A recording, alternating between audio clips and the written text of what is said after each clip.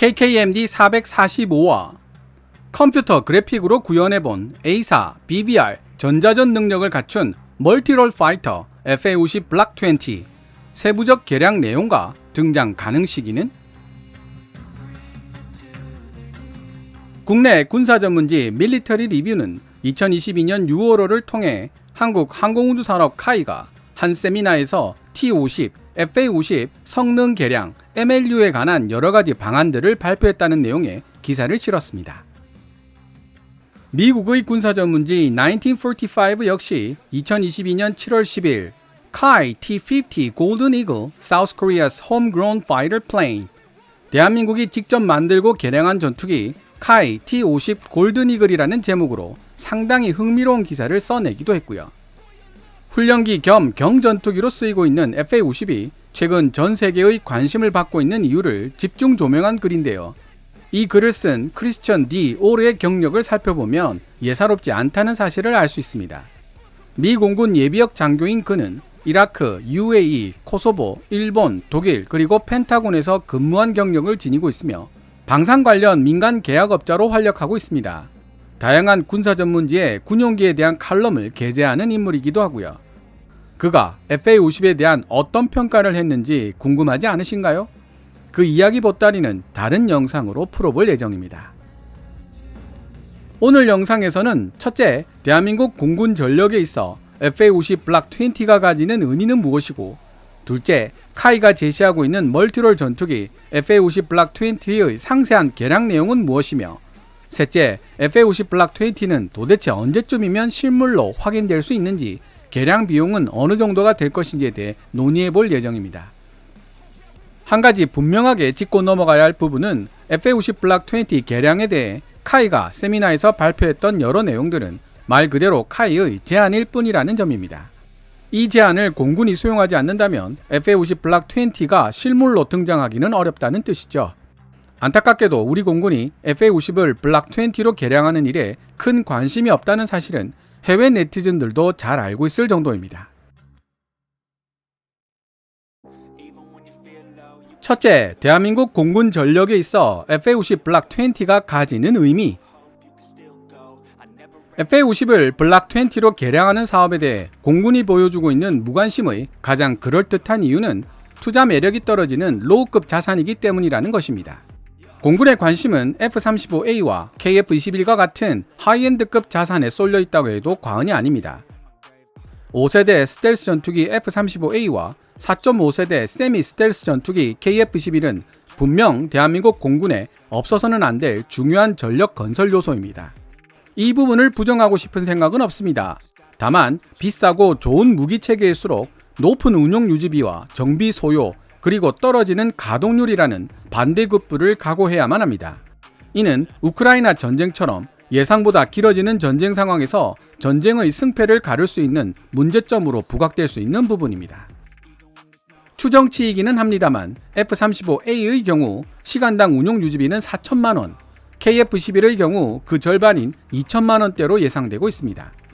그에 비해 FA-50의 시간당 운용 유지비는 700만원을 넘기지 않는 것으로 알려지고 있죠. 현재 대한민국 공군이 운용하고 있는 전술기 중에 FA-50의 가동률을 능가할 수 있는 기종은 없습니다. 같은 시간을 준다면 가장 많은 출격 횟수를 보여줄 수 있는 기체라는 뜻입니다. DC 인사이드 군사 갤러리에 흥미로운 해외 자료가 하나 올라왔는데요. 주요 전투기들에게 필요한 정비 소요 시간을 조사해 놓은 자료입니다. 정비 인시라고 불리는 해당 정비 용어는 숙련된 전비공 한 사람이 1시간 동안 할 수 있는 작업량을 표시해 놓은 단위입니다. FA-50보다 조금 더 큰 체급을 가진 F-16CD의 경우 정비 인시 단위는 10, 즉 숙련공 1명이 10시간 정비 작업을 해야 다음 작전을 수행할 수 있다는 의미입니다. 그리펜 CD의 경우에도 역시 10 정비 인시가 필요합니다. 그에 비해 T-50의 정비 인시는 이들의 50% 수준인 5.2에 불과합니다. A사 레이더의 BBR 그리고 전자전 장비가 추가되는 FA-50 블락 20의 경우 최소로 잡아도 F-16CD의 80% 이상에 해당하는 전투력을 보여줄 것으로 기대되고 있습니다. 그럼에도 불구하고 FA-50 블락 20의 정비 인시는 F-16CD의 60% 정도에서 형성될 것이라는 사실에서 얼마나 쉽게 정비할 수 있는 기체인지를 간접적으로 확인할 수 있다는 것입니다. T-50의 정비인시가 5.2 단위이기 때문에 정비인시 10단위를 기록하고 있는 F-16CD 대비 50%라고 말씀드려야 하지만 T-50에 기타 항전 장비가 더해진 기체가 FA-50이라는 사실을 반영하여 60%로 언급한 것입니다.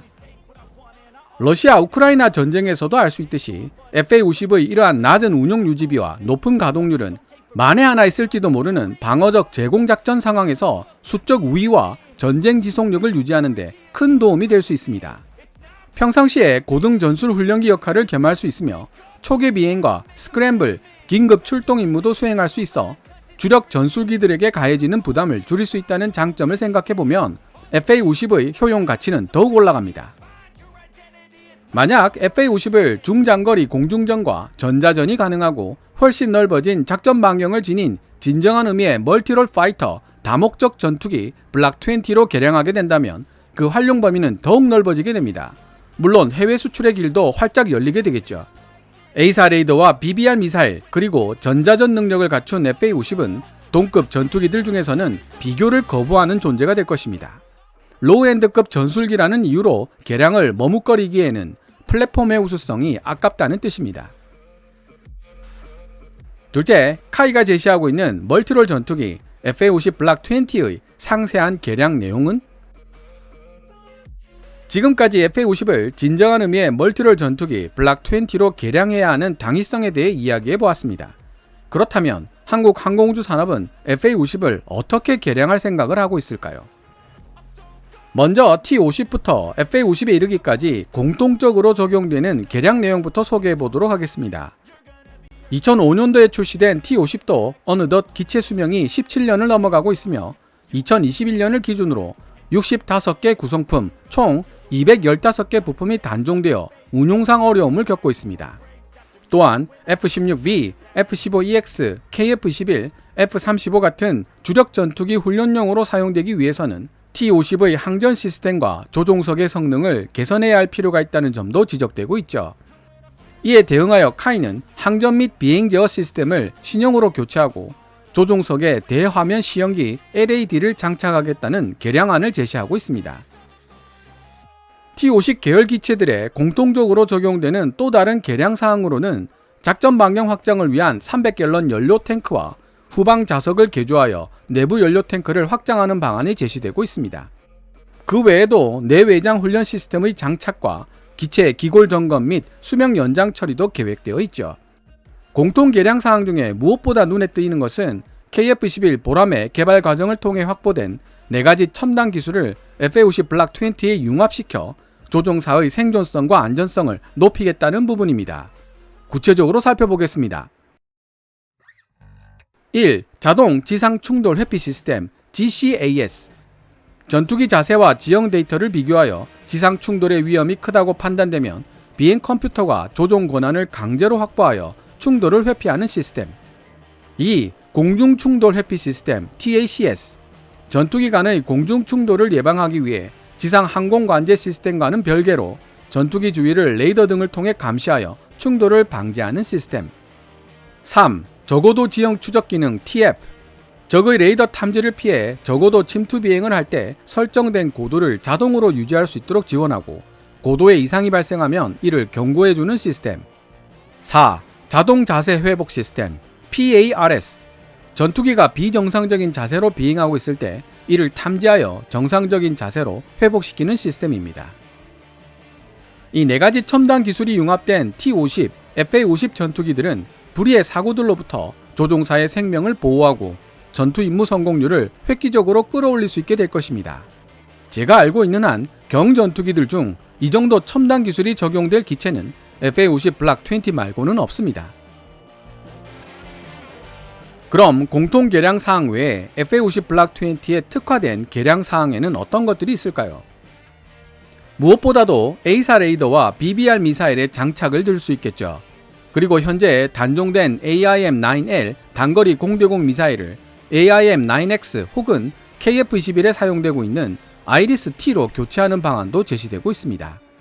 헬멧 장착형 시험기 HMD를 통해 조준선 박 추적 기능, HOBS도 실현하겠다고 카이는 밝히고 있고요. 국산 중거리 공대지 미사일의 통합도 빼놓을 수 없습니다. 컴퓨터 그래픽으로 구현해본 FA-50 블락 20의 모습인데요.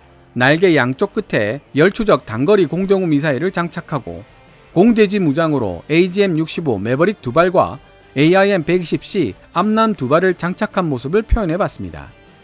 그래픽에는 복자식으로 묘사되어 있지만 후방 좌석은 내부 연료통으로 개조되어 있을 가능성이 높으며 동체 아래에 장착된 스나이퍼 타겟팅 포드는 300갤런 연료통과 교체될 수도 있습니다. ALQ200K 전자전 포드를 장착하는 모드도 생각해봤습니다만 국산 A사 레이더를 제공하게 될 것으로 알려진 LIG 넥스원이 KF-21용으로 개발한 내장형 전자전 체계 기술을 바탕으로 FA-50에 탑재할 내장형 전자전 체계를 만들 것이라는 이야기가 있어서 대신 적외선 탐색 및 추적 장비 IRST를 탑재시켜봤습니다. 몇 차례나 설명드렸지만 FA-50 블락 20에 장착될 A사 레이더의 경우 어떤 종류의 BBR 미사일을 통합시킬 것인가와 직접적인 연관관계를 가지고 있기 때문에 카이는 수출용과 내수용에 서로 다른 A사 레이더를 장착하는 투트랙 전략을 펼치고 있습니다. A사 레이더 플러스 BBR의 빠른 통합이 필요한 수출 버전은 미국 레이시온의 A사 레이더를 장착하여 AIM-120C 암람을 통합하는 방향으로 진행하고 내수용 FA-50의 경우에는 LIG 넥스원이 개발한 국산 A사 레이더와 중거리 공대공 미사일이 등장할 때까지 기다리거나 아니면 유럽제 BBR 미사일을 통합한다는 계획입니다. 당분간 KF-21과 F-35 도입에 집중하고 싶어하는 공군의 속내를 반영한 계획이죠. 그렇다면 FA-50 블락 20는 도대체 언제쯤이면 실물로 확인될 수 있으며 개량 비용은 어느 정도가 될 것인가 라는 의문이 생깁니다. 셋째, 2,500억의 예상 비용과 FA-50 블락 20의 등장 시기. 그렇다면 FA-50을 블락 20로 개량하는 데는 대략 어느 정도의 비용이 들어갈까요? 세간에는 로키드 마틴이 카이에게 300억을 주면 FA-50의 암람을 통합해 주겠다고 이야기한 것으로 알려져 있습니다. 그래서 카이 자체 자금력으로 블락 20 개량을 진행하면 될 일이지 왜 자꾸 공군에게 숟가락을 넣는지 이해가 안 된다고 비판하는 사람들도 많죠. 하지만 중거리 공대공 미사일 암람의 성능을 제대로 발휘하기 위해서는 먼저 레이더를 A사로 교체해야 할 필요성이 있습니다. 저도 예전에는 이스라엘제 ELM-203이 기계식 레이더의 공대공 탐지거리가 최대 100km라고 알고 있었고 따라서 최대 사거리 80에서 100km인 AIM-120C 암람을 사용하기에 큰 무리가 없을 것이라는 생각을 했던 적이 있습니다. 하지만 국내 군사 전문지 밀리터리 리뷰에 따르면 ELM-203이 레이더의 실질적인 탐지거리는 70km가 한계입니다. FA-50은 기체 크기가 작아 공급할 수 있는 전력량이 제한되기 때문이라는 것이죠. 따라서 중거리 공대공 교전 능력을 특징으로 하는 블락 20에서 A사 레이더로의 교체는 선택사항이 아닌 필수사항이 될 수밖에 없다는 것입니다. A사 레이더로 교체하고 중거리 공대공 미사일을 통합시켰다고 끝이 아닙니다. 실제 전투기를 띄워 다양한 환경에서 중거리 공대공 미사일을 발사하고 실제 표적기를 요격할 수 있는지를 테스트하는 과정 또한 무수하게 반복되어야 합니다. 밀리터리 리뷰는 이 테스트 과정에만 5천억이라는 비용이 필요하다고 기술하고 있는데요. 생각보다 너무 엄청난 비용에 정통한 소식통을 통해 이 부분을 확인해 보았습니다. 소식통은 보안 문제상 A사 레이더와 중거리 공대공 미사일을 통합하여 테스트하는 데 들어가는 비용을 하나하나 상세하게 알려줄 수는 없지만 5천억까지는 필요하지 않고 2,500억 정도의 비용은 필요하다고 답변해 주었습니다. 2,500억도 결코 작은 금액이 아니었기에 카이가 단독으로 부담할 수 있는 금액은 아니지 않냐고 물어봤더니 아니나 다를까 카이 단독으로 부담할 수 있는 금액은 아니고 국방과학연구소 ADD와 함께 진행해야 감당할 수 있는 금액이라고 답해 주었습니다. 한때 FA-50 블락 20 업그레이드를 진행하는 데 필요한 비용을 300억대로 생각했던 저는 사석에서 한국항공우주산업 엔지니어에게 카이도 준 대기업인데 그 정도 돈이 없다는 게 말이 되냐고 물어봤던 적이 있었습니다. 지금 생각해보면 제가 몰라도 너무 모르고 물어본 질문이었네요. 당시 카이 엔지니어는 부품 원가를 세부적으로 정부에게 공개해야 하고 꾸준한 일거리를 확보하기 어려운 사업 특성상 방산업은 순수익률 3에서 5%를 벗어나기 힘든 업종이다. 게다가 카이는 한국수출입은행이 대주주로 있는 공기업의 성격이 강한 곳이기 때문에 정부의 입김을 강하게 받으며 추진하는 프로젝트 하나하나에도 감사원의 강도 높은 조사가 따른다.